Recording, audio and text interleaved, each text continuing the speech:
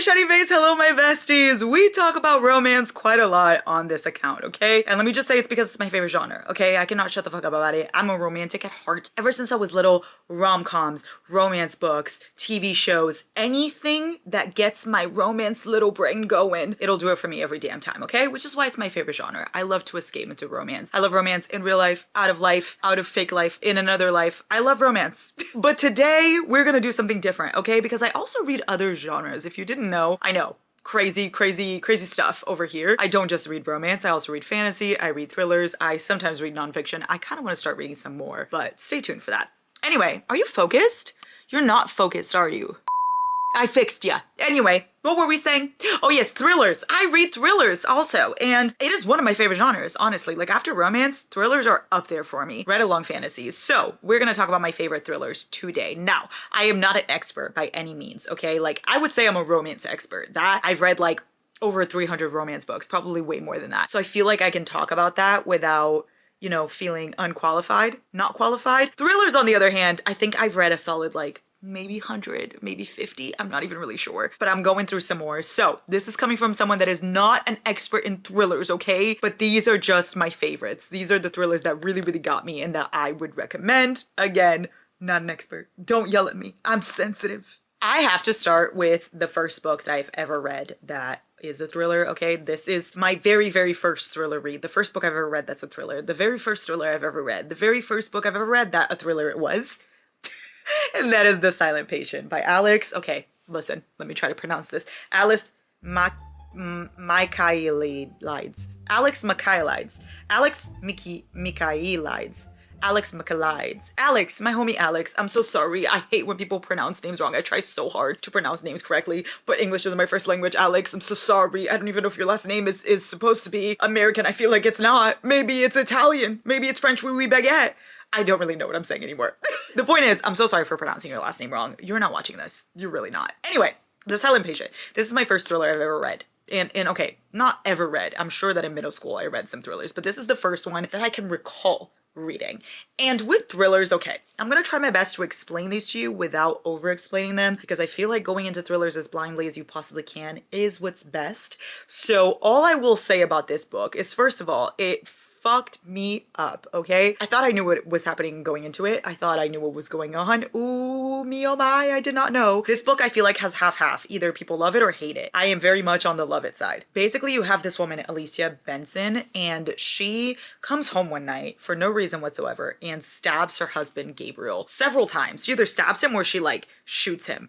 Something like that. Yeah, he returns home from work and she shoots him 5 times in the face, okay? So that is an aggressive shooting. 5 times in the face, okay? She does not want to see this man again. And never speaks about it. Never speaks about it. Doesn't speak in court, doesn't speak to therapists, doesn't speak at all. And then you have this therapist that is very interested in her story, Theo, and he's determined to get her to talk about what happened. That is all I will say. That is all I will say. The Silent Patient, it was one of those books that when it got me, it got me. Thrillers, I feel like they have a little bit of a slow start because they have to set up what you're gonna be in for, you know? So maybe if you're a little bit bored in the beginning, that's understandable. But when I got to the part that I got to, whoa, okay, this is definitely one of the few thrillers that has absolutely gotten me. I got with this, so I would highly recommend. It was one of the first ones I read, but it remains a favorite. Next up, we've got a recent read of mine, which is In My Dreams I Hold a Knife by Ashley Winstead. I don't really know if this is a thriller or a mystery. I don't really know like what genre it falls into, but it's one of my faves, so I have to talk about it. You basically have 6 friends,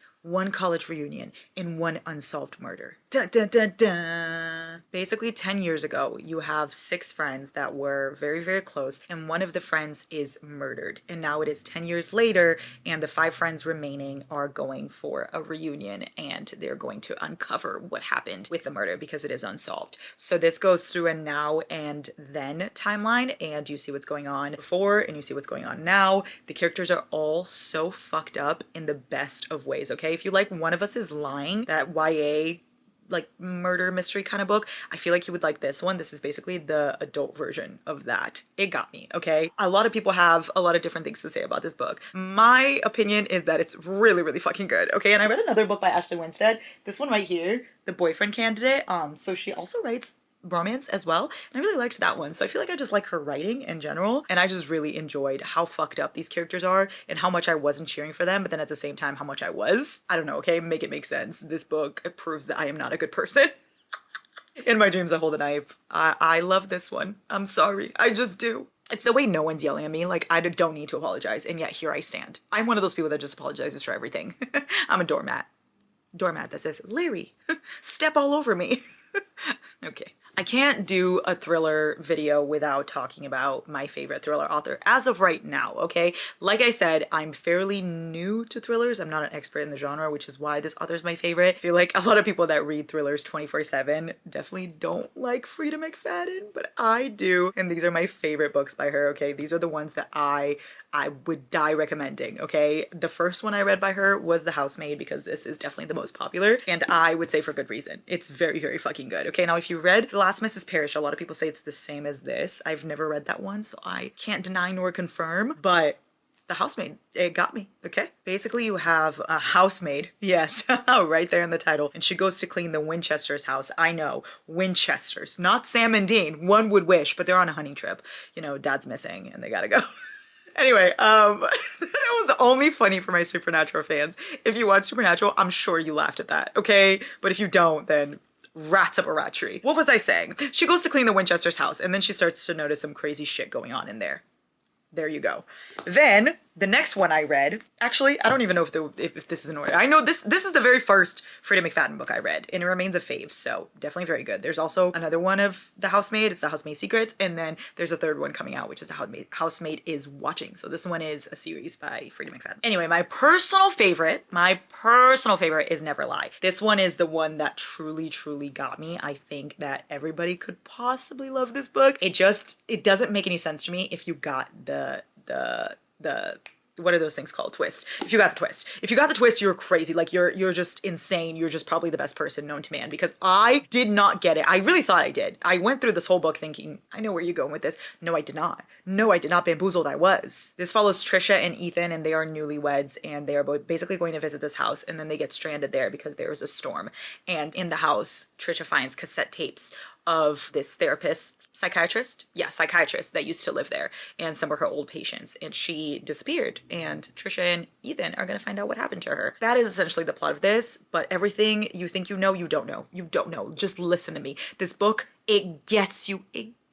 And all of Frida McFadden books you can read extremely fast, so you can definitely read this in one sitting. You will not want to stop. Another one that is kind of a favorite, but it also pisses me off, is The Inmate. This one, the main character angers me deeply, okay? It's like every bad decision girly could make, she makes it, okay? But I still loved it, and that is probably because of the epilogue. I've never seen an epilogue shake me to my core more than this one did. You have Brooke, and she is a nurse at all men's max security prison, and this man named Shane, that was her high school sweetheart, is in said prison, and she's the one that put him there. Yeah, intriguing. Come on now, Prison Break. And lastly, one of my newest Frida McFadden faves is The Teacher. I haven't been loving the newest Frida books, I'm not gonna lie. Like, I didn't really like The Coworker, I didn't really like Ward D, so I wasn't sure how I was gonna feel about The Teacher. For some reason, I loved it, okay? This book is so wrong, and that's why I enjoyed it so much, is because it absolutely flipped my mind upside down. What the fuck happened in it? Yeah. I don't really know what to tell you about this book without spoiling anything, so let me just say it follows Eve and Addie. Eve is a teacher, Addie's a student. There you go. I will say no more. Just go into it and be prepared to get your mind fucked. Like I said, with all the Frida McFadden books, I'm pretty sure you can read them in one sitting. It'll be one of those quick ones. If you're in a reading slump, I think these are very good for that. They're all on Kindle too, so you can just binge them, you know? And I really think you can't go wrong. Like, a lot of people love the ones I hate by her, and a lot of people hate the ones I love. So I feel like everybody has kind of different taste when it comes to Frida books, and you probably will find the one that you like. Just keep trying. But these are my favorites. And it's all about me. So there you go. This next one, I'm not gonna lie, I did not know what was going on 99% of the time, but when I found out, it clicked everything together, and I enjoyed the book, okay? One thing about me with thrillers is if the twist is good, I will probably like it. If the story is really good, but then the twist is not good, I probably won't like it as much. So that's just where I stand. So that's what happened with me with Rock, Paper, Scissors by Alice Feeney. I don't know if I love Alice Feeney quite yet. I read 2 other books by her and I didn't really like them, but I loved this one. So I will still keep trying and see. I'm a little bit 50-50 right now. This follows a married couple, Amelia and Adam, and they win a weekend getaway for their marriage, but one of them is lying about something, and this weekend is going to make or break said marriage. That is all I will say. I really enjoyed this. Like I said, it pissed me off 99% of the time because I didn't know what was happening. But when I found out, boy did I find out. It says 10 years of marriage, 10 years of secret, and an anniversary they'll never forget. Bum, bum, bum, bum. Come on now. Come on now. Next up, we've got one of my favorites that honestly made me feel all sorts of things. I was sad, I was anxious, I was crying, I was mad. I felt every emotion, and that's how you know the book was good. It's No Exit by Taylor Adams. I don't know why I have this miniature version. I don't really know if like there's another version of this. Like look at this compared to a regular one.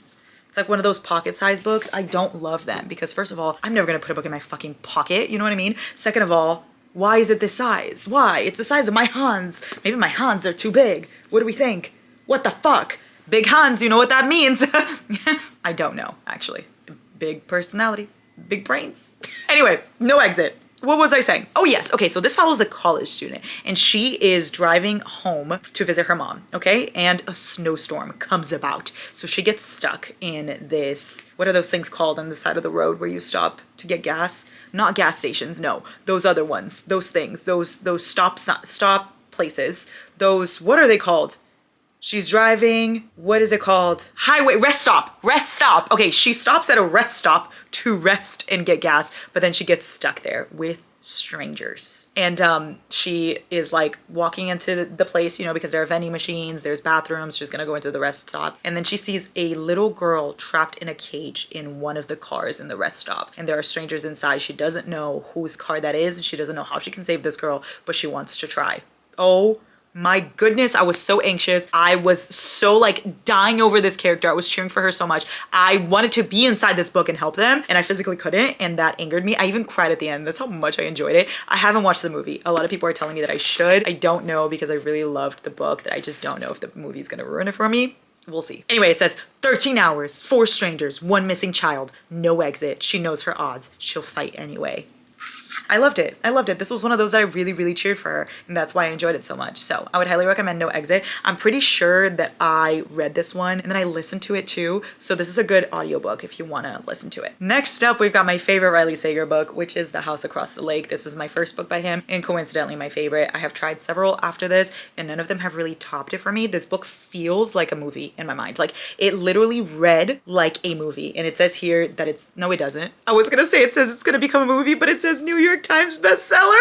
I thought it was gonna say new motion picture. It didn't. Okay, well if this becomes a movie, it would make a lot of sense because it reads like a movie. So Casey is a recently widowed actress and she goes to her family's lake house to kind of unwind and, you know, live her life for a second, kind of take a breather, you know, as actresses need to do, one would assume, I don't know. And basically Casey is a little bit curious, let's just call her that, and she's always spying on the neighbors across the lake with little binoculars because a married couple lives there and she's very intrigued by them, Tom and Catherine. And then one day she saves Catherine from drowning and they become friends and she starts to notice weird things going on in that house.